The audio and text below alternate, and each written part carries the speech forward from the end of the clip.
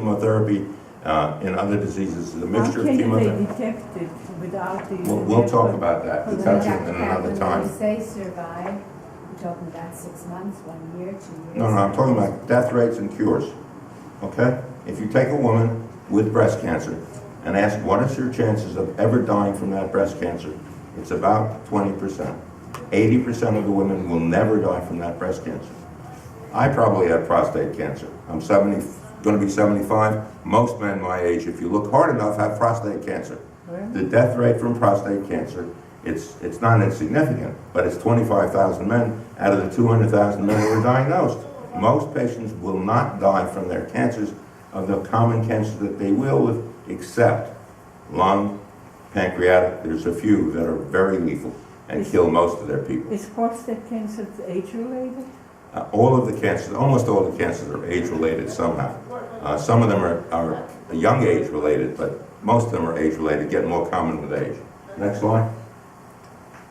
I'm not going to go through this, but except to make the point again that the new cases of prostate and breast lead the list for the new cases, but the deaths are lung and lung cancer in both groups, and the others are much less common as causes of death.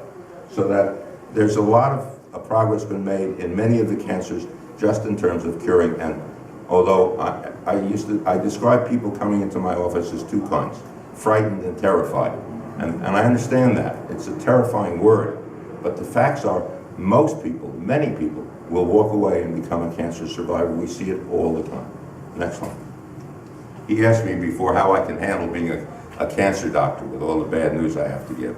In fact, if you came to my office, most of the patients looked like they were never sick a day in their lives. I saw Dr. Osho, and they gave the guy the infrared, and they claimed that right away they disappeared from the lungs. Okay, so I'm not going to spend time on this slide because it's a very busy slide, except to point out, if you look at the all sites, the age is the key.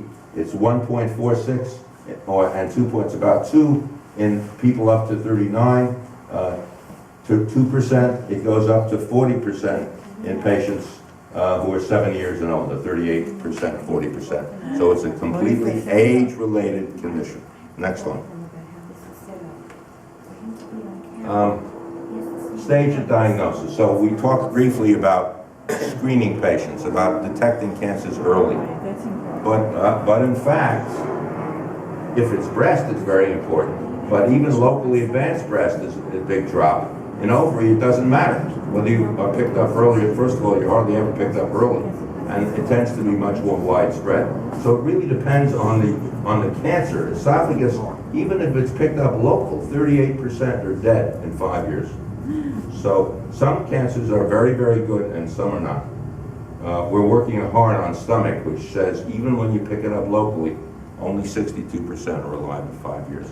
So it isn't the geography of the cancer. It isn't whether it's local. It's the kind of cancer it is. Next The one. blood test shows it? No, blood tests will not show most cancers. Let's just talk about breast cancer briefly. 226,000, 39,000 deaths. 85% will walk away from their breast cancer. And the breast cancer mortality has come down by 30%. We haven't destroyed breast cancer. I see plenty of patients with it, but the numbers of deaths is falling fairly dramatically over the last 10 or 20 years. Next one. How about inherited? Is it... Just that breaking 1, breaking 2 in the Ashkenazi Jewish population, general population, but much more common in Ashkenazi Jews. But, so what's the recommendation?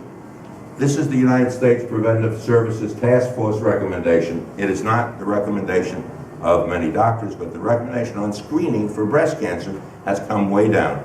Now they recommend only starting screening at 50. Why? Because if you're under 50, the chance of you getting breast cancer is 1 in 200.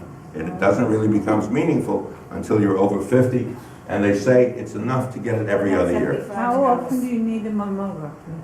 74 is the cutoff. Above 74, How often? every other year. Above 74, you do not need mammograms because you're not going to, almost for sure, not going to die from your breast cancer at 74. You're going to get a low-grade, easily growing cancer that can be easily managed, even if you get breast cancer. If you don't know you have it, how can you manage it? because it'll tell itself. You just said you don't have to have a mammogram at over 74. Correct. How are you gonna know if you have this? You'll get a lump, and then you'll get some hormones, and you'll be fine. This isn't really true at all. You're gonna have a DCIS, and you don't get a lump at all.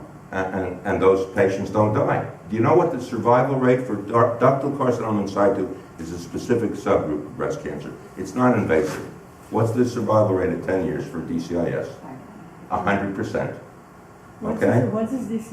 It's a particular local kind of breast cancer. It's 100% survival.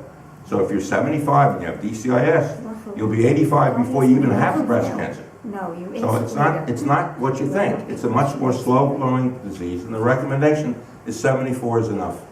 Next slide.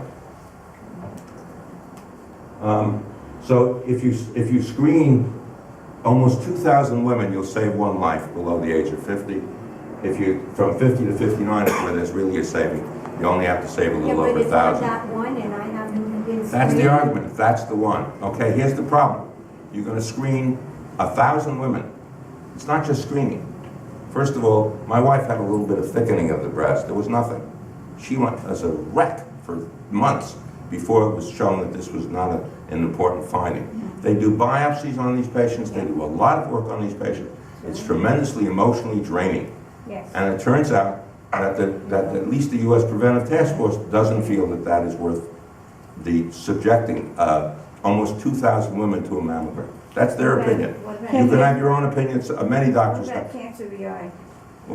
That's pretty rare. We'll talk about it another time. Can they get from the radiation from the mammogram? That's the other possibility is, yes, they may, having repeated mammograms over a long time, cut out some of the benefits here. Next slide. Prostate's the same deal. 250,000 men with prostate cancer almost every year. 28,000 deaths. 10%. A little over 10%. The risk of dying is very low. It's less than 3% of men will die from prostate cancer. Next slide. There's been a tremendous decline in the number of deaths from prostate cancer. We can do a lot more about it. We know what we're doing. Next slide. So you're going to treat 3 men with a prostatectomy, 7 men with radiation, adds 1 additional case of erectile dysfunction. So they can take Viagra. It doesn't work well in those patients. You have incontinence. You have operative deaths. So the recommendation on prostate cancer from the United States Preventive Task Force is you should never do PSAs on anybody. PSA? PSA, prostate-specific antigen, it's the test, it's the blood test for prostate cancer. And the problem is, you're going to do a whole lot of damage to a whole bunch of men before you save 1 life. Next slide. Oh. So colon cancer is a different business. It's one of the few diseases where screening clearly helps. And every man should have a colonoscopy when they're 50, and every man should have colonoscopies at 10 years after that, and should have other screening tests with blood tests and everything else. Not 5 years? Not now. I'm sorry? Not 5 years, 10 years? 10 years, unless you have a family history or some other reason for thinking you might have it. Ashkenazi men are in high-risk group, so we might think about having it. I have it every 4 years because my father had 2 colon cancers. My maternal grandfather had stomach cancer.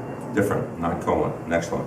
I think. We hardly see stomach cancer anymore. I see a lot of it, but I'm a special referral center for I think it. over 60 years. But the incidence of stomach cancer has practically disappeared. Really much left. These are the other risk factors, and Ashkenazi Jews are on that risk factor. So is regional enteritis, another Jewish disease. Next one. What about red meat?